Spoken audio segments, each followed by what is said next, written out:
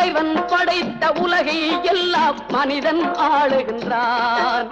மனிதன் படித்த சிலையில் எல்லாம் இறைவன் வாழுகின்றான். இறைவன் வாழுகின்றான்.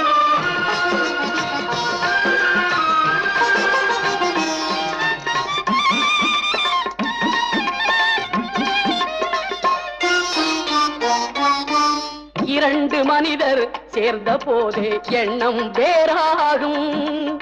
இரண்டு மனிதர் சேர்ந்த போது எண்ணம் வேறாகும். எத்தனை கோவில் இருந்த போதும் இறைவன் ஒன்றாகும். எத்தனை கோவில் இருந்த போதும் இறைவன் ஒன்றாகும்.